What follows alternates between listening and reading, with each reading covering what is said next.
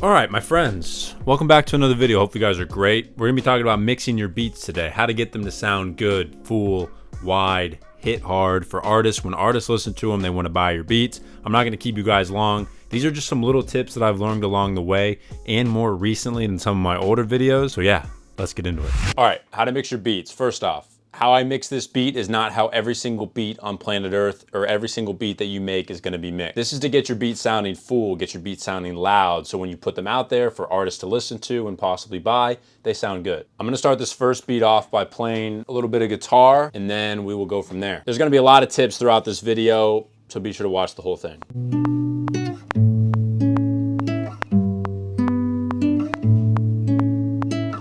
All right, so we got this basic 8-bar loop here.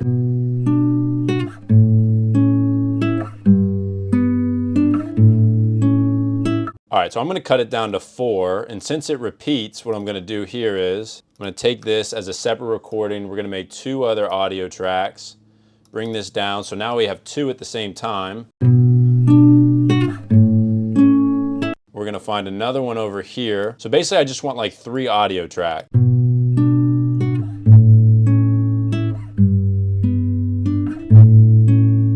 All right, there's another good one right there. All right, so now we got 3. So what I'm gonna do is take these, turn all these on, and we're gonna quantize to the 1/8. So they're all just kind of hitting.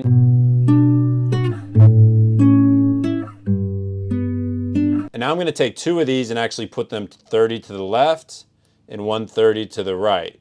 Actually, let's go 40. We'll make them really wide. We do want to cut some low end off of these acoustic guitars. And the reason I have 3 separate recordings, one, so we can have one left, one right down the middle, but you also don't want to use the exact same recording because that can cause like phasing issues. And the different like minute details really help it feel wide and like spread out. And I'm gonna put some effects on these. All right, so this one right up the middle, we're actually gonna put some reverb on just to make it like even more spacious. So that sounds way bigger, fuller, wider than just one singular guitar, right? So we're gonna keep building off this. Let's get another melody in there.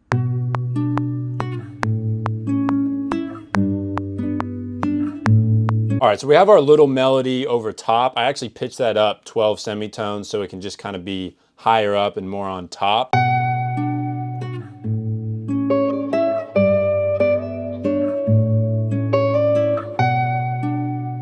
So I actually bounced all those guitar tracks into one, and then I put Kyle Beats Drip on it. This is just for an effect, right? This is not like a must-have for mixing. I just want it to sound a little more like broken down. This vocal sample should fit pretty well.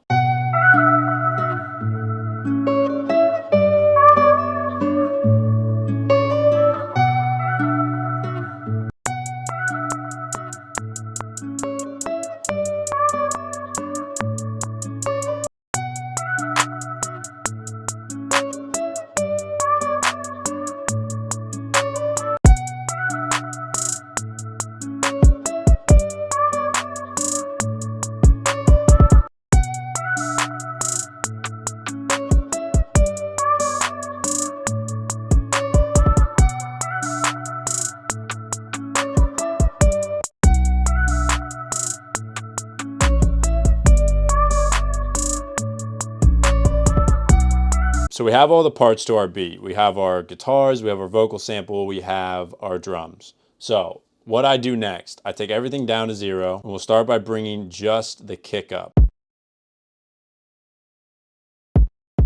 I want it to hit kind of right before it hits the yellow at like -10 dB. Next, we'll bring the clap up. And that's kind of hitting right along with the kick, maybe a little bit below. And the next I like to bring in like my chords and just kind of get a reference to where the chords would be at, or like a melody would be at versus the kick and snare.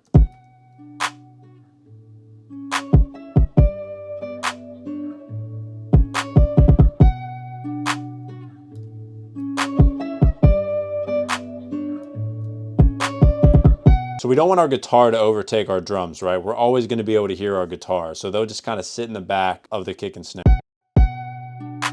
Maybe bring up the vocal sample too.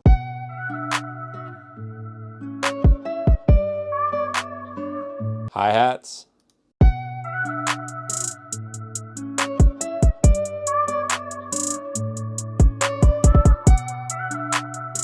and then just kind of filling everything in.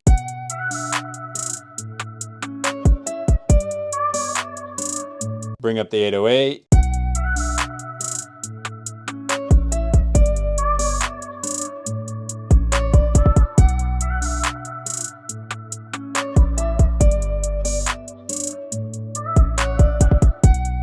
Cool, so now look, you can see our beat is sitting at like -5, maybe a little under -6. Everything is leveled, the main elements are in the front, nothing is like overpowering something else. So now what I would do is I would add my master chain. Now, what's on my master chain? Let's see. So first up, we have the glue compressor. I just use a preset for this. It's called mastering. You can use any compressor, use any preset, tiny bit of OTT just to give it a little bit of punt. Then we got the Ozone 9 imager. I just use this for a little bit of width. And then last but not least, we got an adaptive limiter to keep it loud. So then the last thing I would do is basically just arrange this.